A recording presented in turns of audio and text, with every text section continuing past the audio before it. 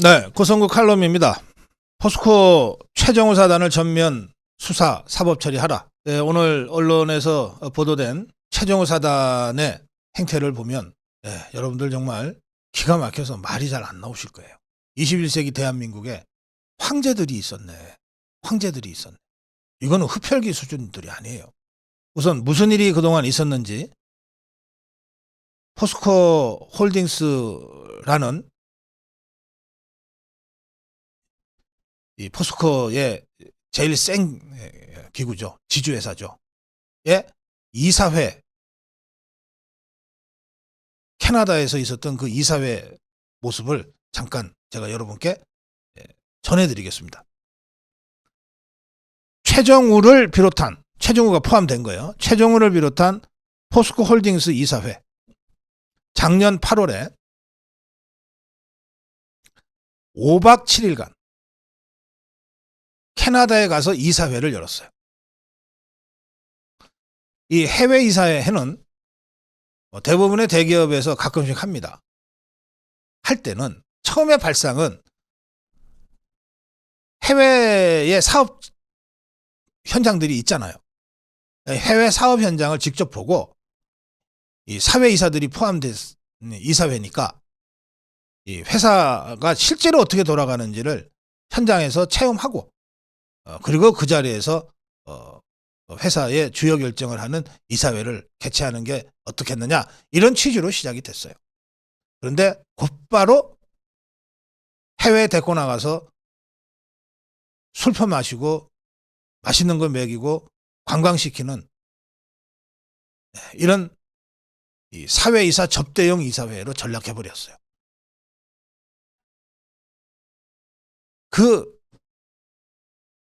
아주 그 극치를 보여주는 것이 작년 8월에 있었던 최정우가 직접 인솔을 하고 떠난 포스코 홀딩스 이사회의 캐나다 이사회였습니다. 자, 어떻게 진행됐느냐? 5박 7일간의 이 이사회 해외 일정에만 6억 8천만 원이 들었습니다. 6억 8천만 원. 전세 헬기를 타고 다녔어요. 비행기도 전세로 냈어요. 전용기를 썼어요. 그다음에 밥을 먹었는데 밥값이 1억입니다. 그럼 도대체 몇 명이 간 거야? 수만 명을 데리고 갔나? 아니에요. 다 합쳐서 20 몇 명인데? 18명이군요.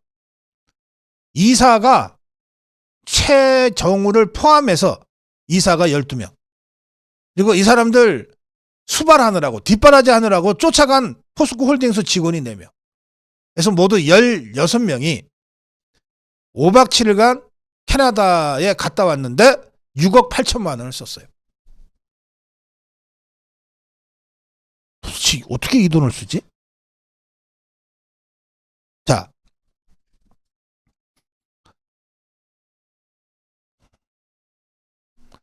서울의 수서경찰서, 이 포스코 홀딩스가 있는 그곳이 서울 그 대치동 그 테헤란로 쪽이거든요. 수서경찰서가 이제 사건을 수사하고 있는데, 이 경찰 수서경찰서의 수사를 취재한 것에 따르면 이렇습니다. 작년 8월 6일부터 8월 12일까지 캐나다 밴쿠버와 캘거리를 방문했는데, 밴쿠버와 캘거리를 방문하는 중간에 밴프라고 하는 데를 들립니다. 세계적인 휴양지죠. 이사회는 일정 이틀째인 8월 7일, 8월 6일 날은 비행기 타고 캐나다 가는 걸로 썼을 것이고요. 당연히 퍼스트 클래스 타고 갔겠죠. 전용기를 냈든지. 8월 7일 오후에 이사회를 딱 한 차례 열었어요. 그러면 뭘 가서 현장을 둘러보고 한다는 건하고 아무 상관없는 거예요. 가자마자 이게 골치 아프니까 이사회를 하긴 해야 되니까 가자마자 이사회를 먼저 딱 열고 끝내버렸어요. 그리고 돌아올 때까지 놀러 다녔습니다.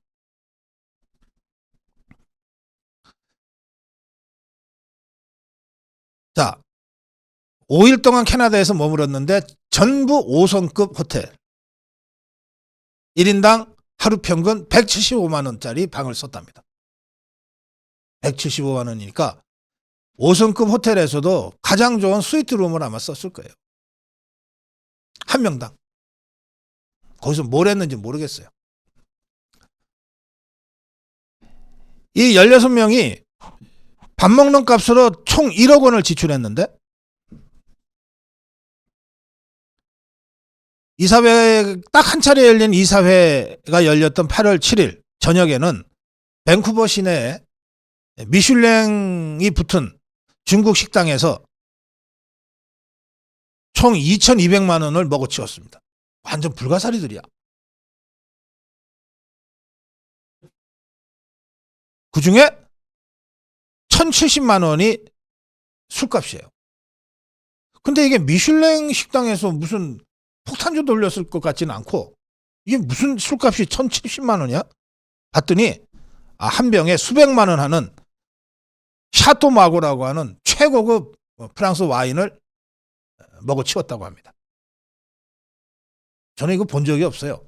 뭐 한 병에 수백만 원 하는 와인이 뭐 세계에 몇 개가 있다, 몇 개 남았다, 뭐 이런 얘기를 제가 얼핏 들은 적은 있습니다만 진짜로 이런 게 있는지는 제가 오늘 처음 알았어요. 샤또 마고가 그런 와인인 모양이네. 그리고 10일 날에는 다시 밴쿠버의 한 해산물 식당, 밴쿠버가 그 항구 도시거든요. 해산물 식당에서 또 최고급 와인 1,670만 원과 함께 밥을 먹어 치웠는데 2,400만 원을 밥값으로 계산했다고 합니다. 이게 뭐 12명이 그렇게 먹어 치운 거예요. 그 수발하러 간 4명이 같은 자리에서 같은 거 마시고 먹었겠어요? 이 사람들은 어디 식당 끝에서 대충 먹었겠지. 12명이 이렇게 먹어 치웠어요. 또 이 자들은 밴쿠버에서 밴프로, 밴프에서 캘거리로 뭐 이런 식으로 돌아다니면서 그 사이에도 작은 도시들을 몇 군데 돌았을 텐데 도시간 이동 때 수천만 원짜리 전세기를 탔대요. 그러니까 한국에서 밴쿠버 가는 거는 전세기까지는 못했던 것 같아요. 아마 뭐 국적기 타고 뭐 퍼스트 클래스 타고 갔겠죠. 근데 캐나다 안에서 도시간 이동을 할 때는 수천만 원짜리 전세기를 타고 다녔고 전세 헬기도 타고 갔는데 전세 헬기만으로도 1억 원을 썼답니다. 전세 헬기 1억 원. 8일 오전에 밴쿠버에서 크랜브룩으로 이동할 때 전세기 이용할 때 2천만 원. 크랜브룩에서 그린힐스로 이동할 때는 50분간 전세 헬기를 이용했는데 1억 6천, 1억 7천만 원. 헬기를 50분 타는데 1억 7천만 원이면 좀 너무 과하잖아요. 제가 보기에 여러 대 전세 헬기를 여러 대 냈을 거예요. 이게 뭐 군 작전용 헬기를 타고 다니지는 않았을 테니까. 그리고 이 그린힐스의 전세 헬기 1억 7천만 원 주고 전세 헬기를 타고 50분 만에 날아간 그린힐스에서 그럼 이 사람들이 어떤 시급하고 중요한 일을 했냐? 얼마나 급했으면 전세 헬기를 타고 갔겠어요. 이재명이 헬기 타듯이. 무슨 그렇게 급하고 중요한 일이 있었냐고 봤더니 광산을 시찰했대요. 광산. 그리고 콜롬비아 대빙원의 설상차를 투어했대요. 광산까지는 제가 이해가 돼. 포스코에 이 고로를 태울 때 철광석 막 집어넣고 하니까 광산은 그것 때문에 갔나? 뭐 그렇게 제가 이해하고 넘어가겠어요. 콜롬비아 대빙원 설상차는 뭐야 도대체?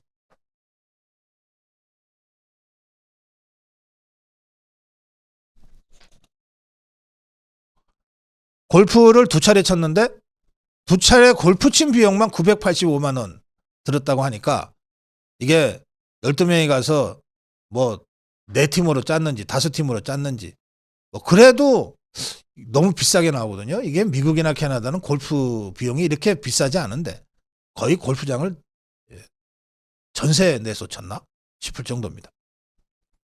자,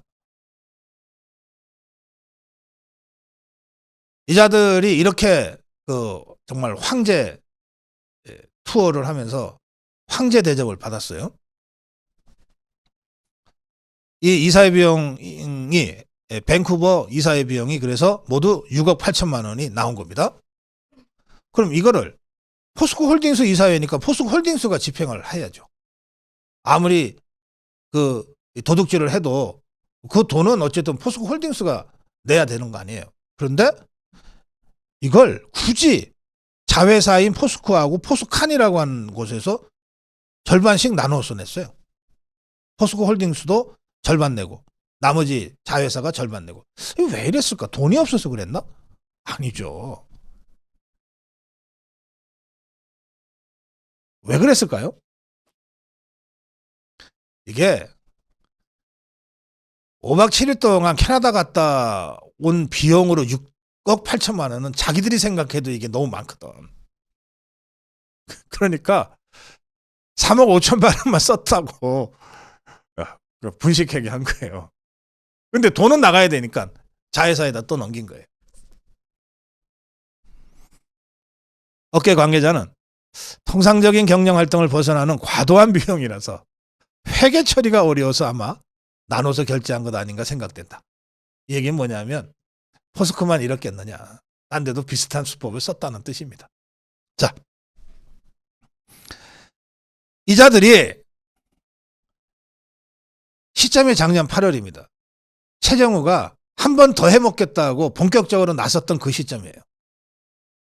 그리고 이자들 포스코 홀딩스 전원 후보 추천위원회 소속이에요. 지금 후추위라고 하는 후보 추천위원회가 뭐 지금 차기 회장 선임 절차 밟으면서 최정우를 자동으로 후보로 집어넣으려고 하다가 제동이 걸렸죠.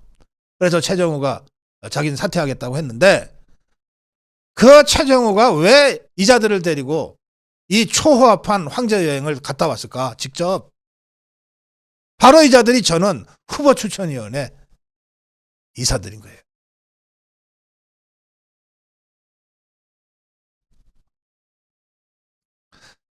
그중에 사회 이사들도 있는데 이 사회 이사들은 캐나다 이사회를 갔다 오면서 정말 황제처럼 질펀하게 접대받고 왔는데 이게 문제가 제기가 되니까 무슨 짓을 했냐? 잽싸게 돈을 일부 반환을 했어요. 얼마씩 반환했냐 보니까 240만 원을 반환했대. 야, 6억 8천만 원 접대받고 캥겨가지고 자기는 잘 몰랐어요. 뭐 제가 반환할게요 하고 240만 원을 반환했대.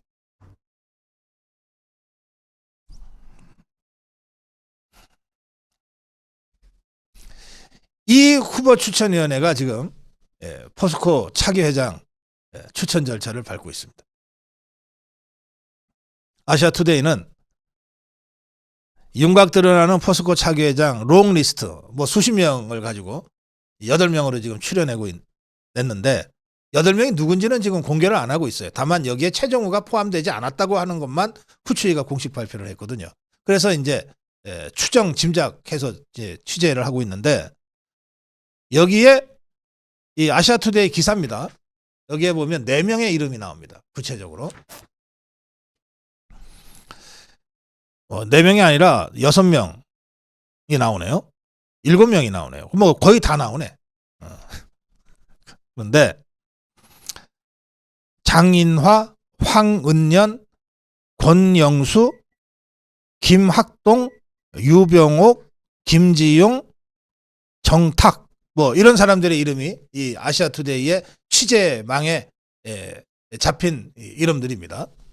자, 그런데 뭐 제가 길게 더 이상 얘기하지 않겠습니다. 이 최정우가 6년간을 그야말로 이 문재인 종북주사파 커넥션에 편승해서 이 포스코를 오염시켰어요. 장기 집권하면서. 그리고 3번째 도전하려다가 지금 막판에 이렇게 지금 하차됐거든요. 이 6년 동안에 이 최정우 사단과 최정우 커넥션이 얼마나 포스코를 정치적으로 오염시켰는지, 그리고 철강산업,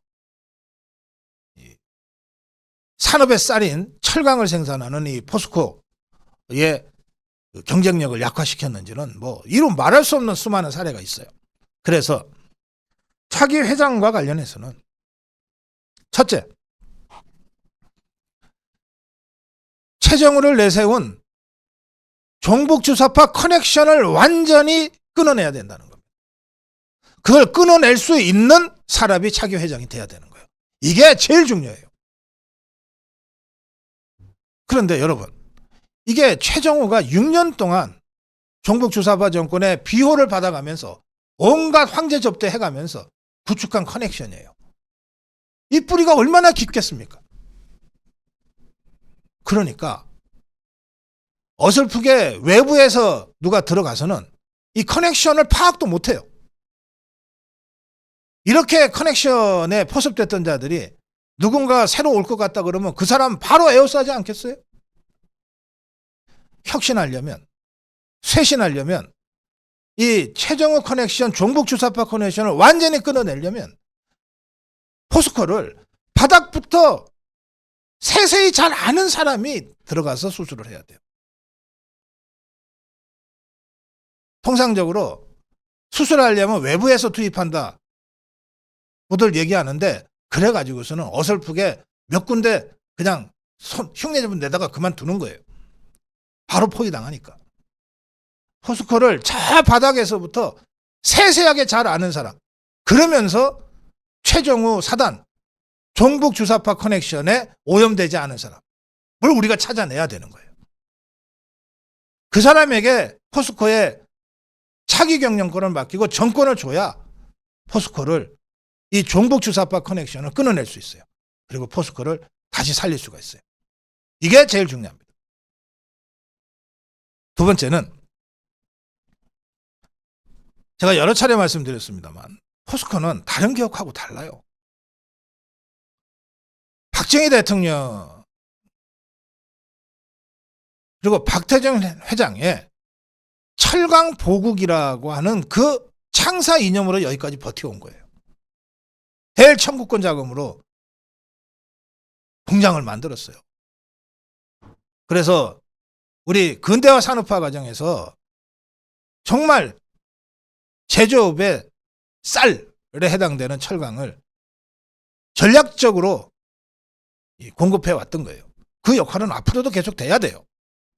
그러니까 차기 회장은 박정희 대통령, 박태준 회장의 이 철강보국이라는 포스코의 창사 이념, 포스코의 그 정신을 체득하고 체현하고 있는 그런 철강맨, 포철맨, 아이언맨이 맡아야 되는 거예요.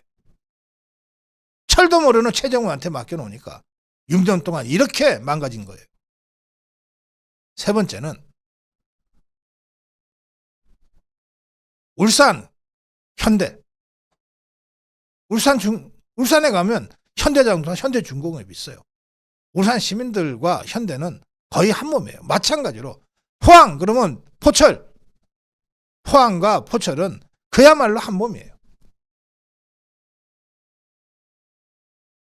이건 다른 지역의 기업과 도시 간의 이 공동체성하고는 좀 달라요. 특히 포항이 그래요. 포항은 한적한 어촌 마을이었다가 포철이 들어감으로써 지금의 포항이 된 거예요. 포항에 사는 한 50만 명 가까운 이 주민들의 거의 대부분은 어떤 형태로든 포철과 연관을 맺으면서 살아왔고 지금도 그렇게 살고 있어요. 그런데 이 최정우란 자가 포스코홀딩스라는 지주회사를 만들어가지고 저 서울 테헤란로에서 이 모든 걸 주물럭거렸잖아요. 그 수재가 나도 포스코의 최정우는 현장에 없었단 말이에요. 그래서 포항 시민들과 포스코 출신의 정말 포철맨, 아이언맨 출신의 오비 선배들이 지금의 이 범대위를 구성하기에 이르는 거예요. 포항제철 범대책 시민위원회, 범대위. 그 범대위 포항 시민들의 의견도 충분히 개진되고 수렴될 수 있는 그런 구조가 필요하다는 거예요. 제가 지난번 재작년입니다 벌써 힘남로 그 태풍 이름이 힘남로였죠. 그때 이 정말 초유의 이 사태, 포스코가 물에 잠겨서 고로가 중단되는 이 사태와 그 주변에 그 우리 포항 시민들이 정말 황당하게 물난리를 겪었던 그 힘남로 태풍 사태를 직접 취재하고 왔지 않습니까? 그때 제가 이 포스코 이 정말 박태준 회장과 직접 포스코를 건설하고 여기까지 왔던 그 포철 선배 몇 분을 제가 정말 운 좋게 만나뵐 기회가 있었어요. 그때 이분들이 했던 말씀이 지금 기억이 나요. 아시아투데이가 거론한 여러 사람들은 제가 보기에 거의 대부분 어떤 형태로든 최정우 사단과 종북주사파 커넥션에 의해서 오염된 자들입니다. 거의 대부분 그렇습니다. 이 자들은 장기 집권을 하기 위해서 처음에 포스코 회장에 처음 도전해서 회장이 될 때 자신을 위협했던 경쟁자를 철저하게 배제하고 쫓아냈어요. 그때 쫓겨나서 지금까지 아무것도 못하고 있는 사람이 아시아투데이에 나오는 이 황은연이라는 사람입니다. 제가 2년 전에 이 포스코 이 선배들로부터 들었던 사람이기도 해요. 저 바닥에서부터 여기까지 온 진정한 아이언맨이다, 이 사람. 6년 전에 최정우가 회장 될 때 가장 강력한 경쟁자로 나섰다가 그 이후에 완전히 탄압받고 배제됐다. 지금 나와 있는 아까 제가 7명 이름을 읽어드렸는데 제가 제시하는 3가지 요건에 맞는 사람은 황은연이 유일하다. 고성국 칼럼이었습니다.